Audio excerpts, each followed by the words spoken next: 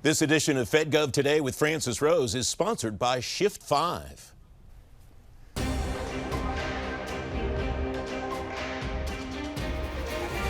On this edition of FedGov Today with Francis Rose, the State Department works to upgrade its tech for life. The forecast coming to stay ahead of the maintenance curve. And the IRS's quest to go digital goes into overdrive. Welcome to FedGov Today with Francis Rose. The State Department's transforming its technology operation to try to serve its end users better. It's calling the transformation Tech for Life. Kelly Fletcher is the Chief Information Officer at the State Department. Kelly, welcome. Thanks for coming on the program. You gave me an outline of Tech for Life on the FedGov Today podcast a little while ago. That's in the archives at fedgovtoday.com. Give me a thumbnail of what you're doing with Tech for Life right now. So what we're trying to do is enable our folks who are traveling all the time, right? They're going to a post overseas, they're going to Nairobi, they're going to Baghdad, they're going to Beijing, they're going somewhere for a year, maybe 3 years, and then they're coming back to the States, and then they're going out to another place. And the challenge they've really had is that they haven't had their government-issued devices. Those devices were associated with that location. What we want to do is enable folks, when they're at home, to still be connected to the State Department. So what we're doing is we started a pilot. I'm really excited. Over 1,000 State Department employees are going to get a device, and it's going to be theirs.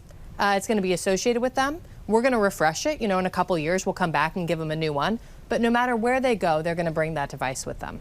How big is this pilot? 1,000 out of how many? Oh, yeah. 1,000 out of, tens of thousands. So, frankly, this is the first group, and we're doing it this summer, where we're just seeing what goes wrong. Mm-hmm. You know what I mean? And there are some places where maybe they shouldn't be bringing a phone. There's all sorts of details, and this is how we're getting the devices into users' hands and then just learning from them as they take the device with them. What do you hope to learn, and how will you know what you've learned to decide how to scale next, how to make it enterprise-wide, and so on?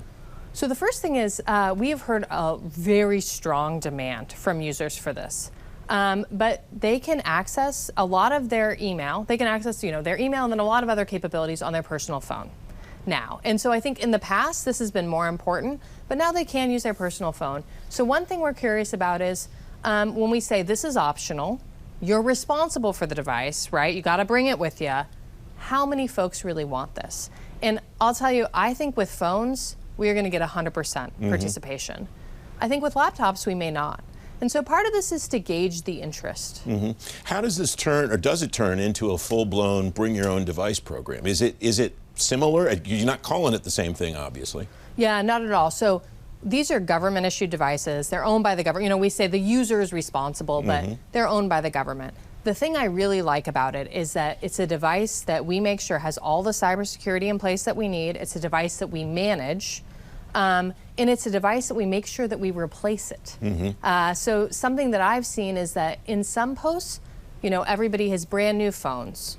I feel really good about the posture of those phones. In other posts, they've decided to save money and maybe, not refresh phones as often. Mm-hmm. This gives us the power to make sure that, globally, everything is refreshed at the same rate. That's where I wanted to follow up on. You then have control over that refresh cycle, it sounds like. Is that right? That's right. So I recently had what I would call a Jurassic Park moment where I looked at, sort of the posture phones we said. I said, how many 14s do we have? How many of this do we have? And then I didn't even think to ask about phones from, 8 years ago. Right. That was my mistake. We have been very inconsistent in our refresh. Mm-hmm. What will drive that consistency? Is it just you taking a top-down approach, or is there some other element there that's going to be important? So part of it is honestly oversight. So there'll be a subset of users where we have a top-down approach where I know that you're up for a new phone, I give you a new phone. My team does that. Part of it is as we raise, raise the level of requirements, we do oversight. We know what's on our network. We see these phones and we just say no, we're not doing that anymore. I'll give you a new one. Yeah. We talked a little bit before we went on the air about your procurement leader at State, Mike Darios. I imagine in this kind of an effort that's going to eventually be an enterprise-wide effort, he's going to be a really important partner for you. Absolutely. So Mike's support as we work on Evolve, which is our big new contract that we're still in the middle of awarding, he has been critical in that. And then also our contracts with just hardware specific, right? We buy a lot of laptops, we buy a lot of phones, we buy a lot of tablets. Mike's a really valuable partner as we do that fairly. What will you see, what does this look like in a mature state, Kelly? What do you see in that mature state that's dramatically different today for the end user, not just for the back office? I love this. So I'm really focused on the end user. I think every end user is going to have a piece of government furnished equipment that is the piece of equipment they want, whether that's a phone or a laptop or both, and also a variety of kinds of laptops, right? People have different likes and dislikes, and that they bring that with them wherever they go. And that's the big change, is that they have it, it's in their possession, and that it's refreshed at a consistent and predictable pace. So right now there's a lot of sort of bargaining, oh, but I want a new one, but why did he get a new? We're not doing that. It gets refreshed at the same rate. Mm-hmm. How is the security posture that you'll have to take under this similar or different to the security posture that you worked with in your last post at the Department of Defense? Yeah, so at DoD, we also manage devices, and we used a lot of the same tools. So we are moving to use almost exactly the same set of tools at the State Department that we used at DoD to manage these devices and to manage folks accessing everything they need to access from wherever they are in the world. How will you know this is a success? At what point in time will you be able to say this transformation is on track the way we want it to be, or maybe we need to regroup and go in a different direction? So when all of the devices that are owned by, a post that are outdated are not on my network. When we scan the network and we can see everything is up to date, everything is managed, and we have consistency whatever region you're in. And you have that visibility into what your network looks like now. I love this question. So we have a big enterprise network and we have great visibility. We partner with Diplomatic Security on this. They are wonderful partners. The one place where we have some challenges with visibility is we have some non-enterprise networks. And there are things that have been stood up over the years. We had some latency in the network. There have been a variety of reasons that these non-enterprise networks were stood up. We are really working hard to say we're either going to censor those and have visibility, or they're going to get hoovered into our enterprise network. What are you doing structurally in your office to support this effort, the Tech for Life, to support Evolve and some of the other things? Are you moving chairs around? Are you moving reports around and so on to restructure the IRM office? Yeah, we are really proud of this transformation that we're undertaking at IRM. So it's been approved, it's underway, and honestly, it's a big focus of what we're doing. Historically, we had, foreign ops and ops. And I think that made sense when we stood up that construct. And right now, when you look at what we're doing overseas and what we're doing domestically, it's very similar. So what happened is we had good, smart people who were like, hey, I'm going to be an expert on overseas telephones. That makes sense. And then we had good, smart people say, I'm going to be an expert on, domestic telephones. We need telephone experts. So these folks should sit together. Mm-hmm. And some of that has happened already. We've been combining teams. But this, I think, is really going to make it easier for us to say, this is ops and this is development. Mm-hmm. So we are standing up, instead of foreign ops and ops, we'll have enterprise services and enterprise infrastructure. And that gets after not only combining these like with like, but also really helping to divide up, you're operating the network day in, day out, or you're building a new solution. What's the state of the workforce that you need to be able to deliver on that vision for all the tech things that we talked about, but also for the structural issues that you just described? So first I would say, I didn't know what to expect when I got to state, and I got an amazing workforce. I just inherited motivated, smart, technically savvy people. So I want more of the same kind of folks I have, both civil service and foreign service. What I would like to do in this venue is just say the foreign service IT pro job is maybe the coolest job in the government. If you're, technically savvy, have some technical skills, you have a love of adventure, you can live overseas and be the IT pro. Be the person who makes sure that ambassador can communicate with everyone they need to. And you can live all over the world. I honestly, if I had known about this job, this would be my job. It's the best job in the government. Have you seen an uptake in people interested in doing that, given what we're seeing in the private sector and with tech jobs? I have seen that we are getting pretty good recruitment right now. So we had a full class of IT pros coming on board. And I don't know that we can draw directly back to the tech sector, but I think folks are looking at the world and they're trying to figure out how they can contribute. Mm-hmm. And this is a really cool way to contribute. 30 seconds left, Kelly. You won't be the CIO at the State Department forever. Not that I want you to leave that job anytime soon, but at the end of your tenure, what will you judge to see if you've been a success in your own mind? So silent running. I want things to work. People come into the office, everything works. They don't even notice that it's working. Just every day, day in, day out. Operational excellence. That's thing one. Thing two, a modern network, right? I want to stop routing things through DC. I want folks to go exactly where they need to go. And then the third thing, success with tech for life. I want my user experience to be wonderful, both end user devices and then also applications. Kelly Fletcher, it's great to talk to you. Thanks very much for coming in. Thank you. You can read more about Tech for Life at fedgovtoday.com. Coming next, the forecast ahead on the maintenance curve. FedGov Today with Francis Rose continues in a moment.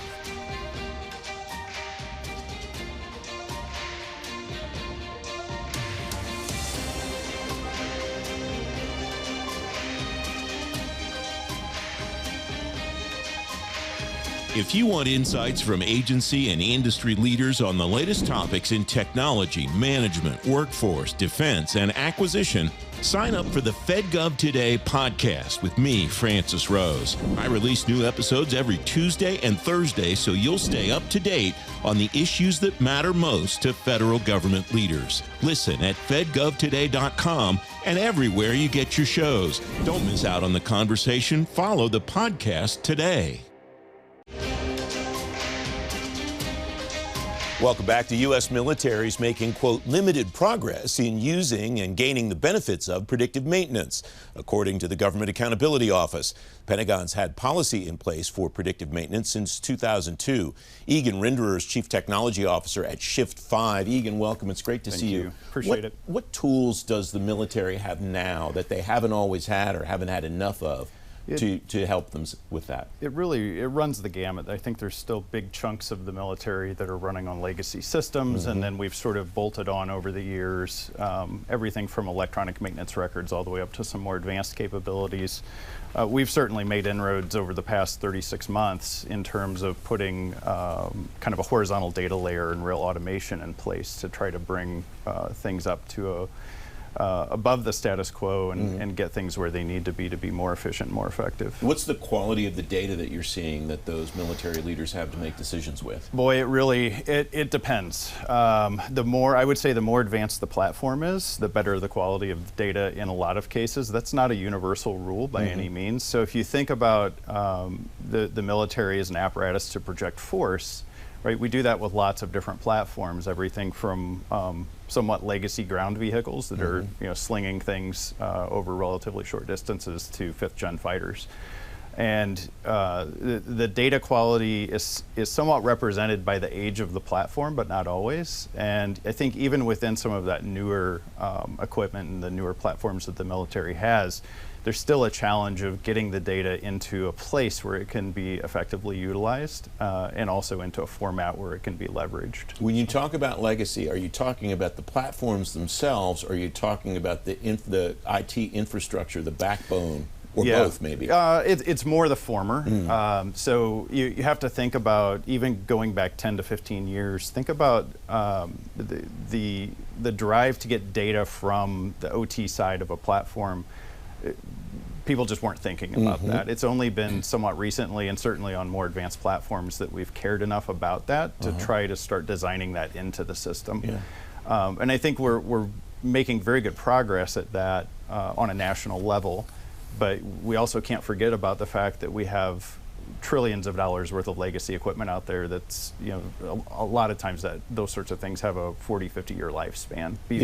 Look at B-52 as a great example, right? Going through yet another retrofit, they want to get another 20 years out of it, and that's an aircraft that rolled off the assembly line starting in the 50s. That's such a critical part of the arsenal that you want to retrofit it. Absolutely. How does one decide what's worth retrofitting and what's not? Yeah, I think it's a question of maintainability, certainly. Once there is a curve at which the ability to maintain a platform becomes prohibitively expensive for all intents and purposes. There's also a question of effectiveness of the platform. Do I have something better or enough better at a reasonable cost that it balances out, and I can say, okay, retire this or mothball it, which I think we tend to do more frequently. Let's mothball this. We'll use the new platform, but we keep this in reserve should we need to pull it out and dust it off. What are the greatest areas of potential that maybe the military is not leveraging to the degree that it could, and how does it go about leveraging that potential? Yeah, so look, at a fundamental level, this is a data problem, and we're very used to, in the world of IT, in the DoD, we're very used to data problems, and I think we've done an effective job at wrapping our hands around it and starting to get that under control. In the world of heavy platform and weapon system OT, it's nascent at this point. The idea of having effectively an API, if you will, for an aircraft or for a ship or for a submarine or a big ground vehicle is foreign to most. But if we can demonstrate the efficacy of that and say, look, we have established systems of authority at the OSD level into which this type of data belongs, and we can equip you with the tooling necessary to get the data out and get it into that system, this is the net effect that we can have on fleet readiness and cost of maintenance, right? And effectively 2 lines on a chart. I want to try to drive cost down, readiness up. If I can do either of those effectively, that's fantastic. If I can do both of those things simultaneously, I've completely changed the paradigm for the DoD. 30 seconds left. Who are the stakeholders here? Because it sounds like this is something that goes all the way down to the depots. Yeah, it does. Certainly, it's the 3 and the 4 shops, if I may, right? To use nomenclature that some will understand. Right, it's the maintainers and the operators of these platforms, but it's also in large part it's DoD at the top level to say, look, this is important enough. We're going to establish systems of record for this, and we're going to mandate places to put this data in and start making use of it. Egon Rinderer, thanks very much for joining us. It's great to have you on the program. Appreciate it. You can read more about predictive analytics at fedgovtoday.com. Up next, the IRS's quest to go digital goes into overdrive. You'll learn about it when FedGov Today with Francis Rose continues. If you want insights from agency and industry leaders on the latest topics in technology, management, workforce, defense, and acquisition, sign up for the FedGov Today podcast with me, Francis Rose. I release new episodes every Tuesday and Thursday, so you'll stay up to date on the issues that matter most to federal government leaders. Listen at fedgovtoday.com and everywhere you get your shows. Don't miss out on the conversation. Follow the podcast today. Welcome back. The Internal Revenue Service is scaling its digitalization effort after a successful first step. That effort could get a jump start from the funding the agency will get from the Inflation Reduction Act. Harrison Smith is Director of Enterprise Digitalization at the IRS. Harrison, welcome. It's great to have you on the program. Where are you in this digitalization effort? What are you working on now, and where have you come from? I thank you, Francis, for having me, first of all, but that's also a fantastic way to push it. Digitalization did not first start today or yesterday or last year. This has been an ongoing progress that the Internal Revenue Service has been working on for some time. I think there are opportunities now that we absolutely would not have if it hadn't been for the great work of the folks who have been here for a week or a year or a decade before we got here. So I think that's the first thing that's really important to note. This is part of the ongoing progression. I think where we came from was a targeted ability to provide information into our systems that helped us move on and understand what taxpayers were providing us. Where we are today is a more robust understanding of where we are and perhaps what taxpayers might need or what they might benefit from. Previously, for instance, we might enter in information into modernized e-file using manual transcriptions.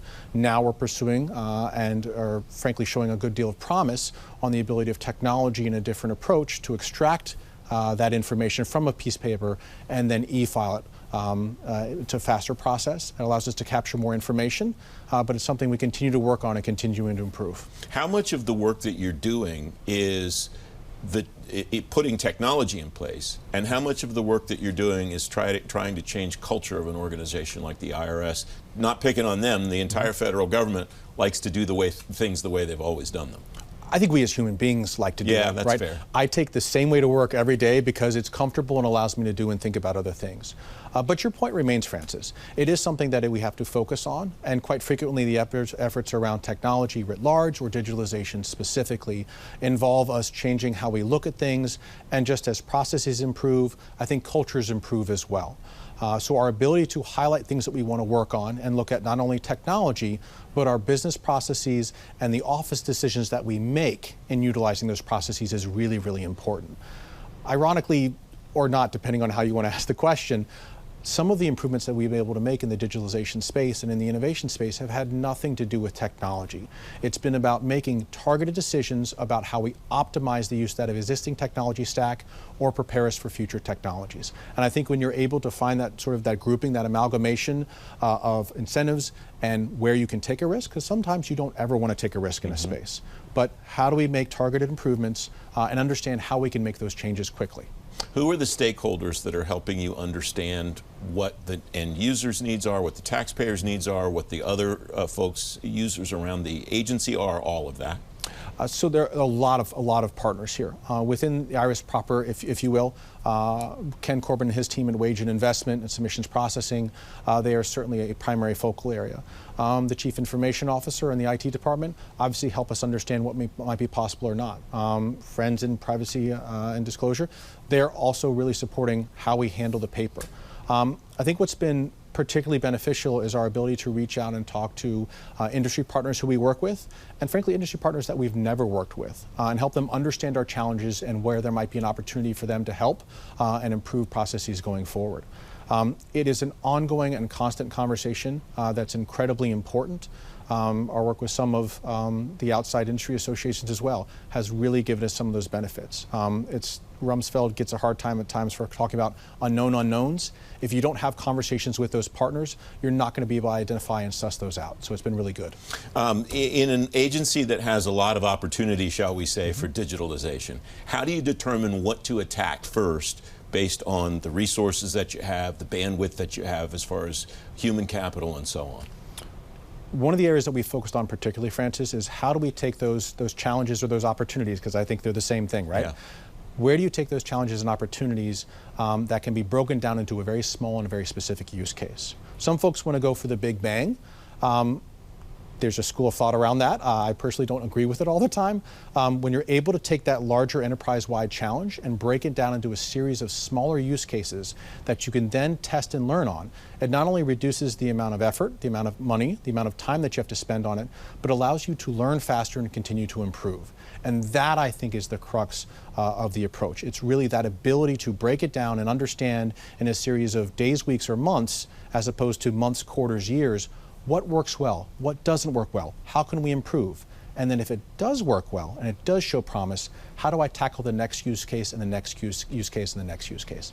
That is the approach that we have taken, and it's shown quite a bit of promise. The business processes point that you made earlier, I think, is really important too, because another thing, as we said, people like to do what they like to do, and they're used to it. Yeah. Has that been a challenge to get people to even think about the possibility of changing business processes before you do the digitalization piece? Francis, actually, more often than not, it's been the exact opposite.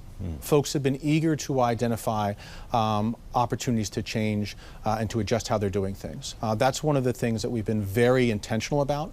It would be very silly for me to tell somebody who's been doing work for a day, a year, a month, a decade, this is how we should approach this. Rather, we flip that on its head and we say, what's the challenge that you wish you could adjust? How do you wish that you could change your work to do something better, to do something faster?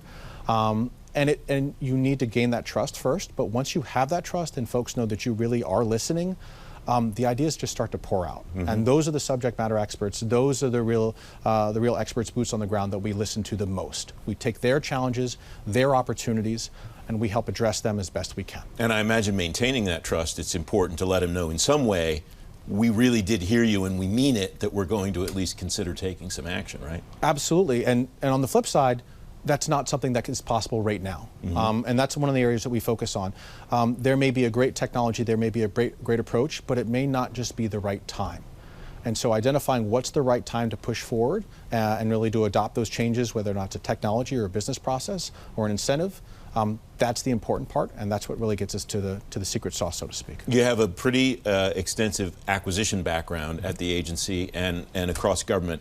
You told me once when you were in an acquisition role at the IRS, we have to make sure that we don't just buy technology for the sake of buying technology. How do you avoid that temptation of going for some shiny object and then figuring out a solution in the role that you're in now, Harrison? We've worked with the experts that I talked about before. We worked with those experts to really do the incredibly difficult work of distilling a challenge down to the intended outcome. It's not a, I want LLM, I want this, I want that. It's a, what is the problem that you are trying to solve? And it sounds simple on its face, but trying to distill something that somebody might have put previously in a 75-page statement of requirements or a performance work statement down into 3 challenges that are 2 lines, 3 sentences each, it really is difficult. But what it allows us to do is to really identify where our challenges are and what the opportunities might be. And ultimately allows us to open the aperture, whether or not it's to a known partner or someone who's not done work with the agency before, to tackle a challenge in a different way. Because they've said, okay, hey, the government's actually asked me a very specific question. How do I improve this? How do I get to that outcome? And now we've opened up the aperture for innovation, whether or not it comes from a partner that we've done business with for 20 years or someone who says, who's the IRS? I don't know what that stands for. We have about a minute left. My sense is that if we would have had this conversation 10, 15 years ago, somebody in the government would have said, okay, we have a 5-year plan to digitize and there's a finite destination. We're going to get to that place and then we're done. This is not the kind of transformation, it sounds like, that will ever be done. Is that a fair read on my part? I believe it's a fair read. I think it is part of the ongoing progression that the IRS has been pursuing and will continue to pursue. Again, what we do today benefits from what folks have done in the past. Hopefully what we do today will benefit folks who come behind us in a year or 2 years or 5 years and helps continue to, that progression to being a digital-first agency. So very quickly then, how will you measure as you go success if there's not going to be an end state where you say, we made it, we did what we wanted to do, and our work here is done? I think it's the constant improvement piece, right? When you're targeting areas around processing turns or internal operations, how do we continue to move the needle in a positive fashion and allow us to continue moving forward? If you get to a solution or a space where there's a known end state and you can't get any higher than that, that might be a challenging position to be in. Harrison Smith, thanks very much for joining me. I appreciate your sir. time. You can read more about the digital modernization plan at the IRS at fedgovtoday.com. FedGov Today with Francis Rose is back in a moment.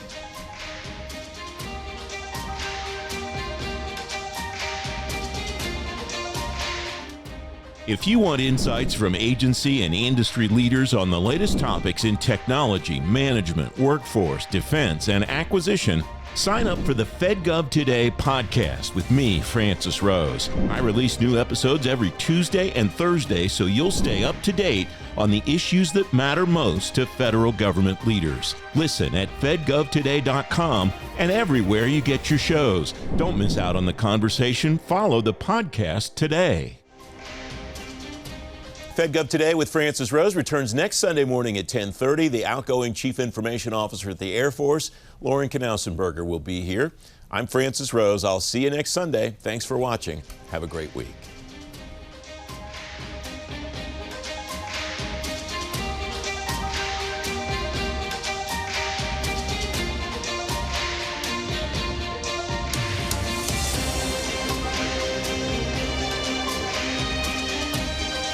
If you want insights from agency and industry leaders on the latest topics in technology, management, workforce, defense, and acquisition, sign up for the FedGov Today podcast with me, Francis Rose. I release new episodes every Tuesday and Thursday, so you'll stay up to date on the issues that matter most to federal government leaders. Listen at fedgovtoday.com and everywhere you get your shows. Don't miss out on the conversation. Follow the podcast today.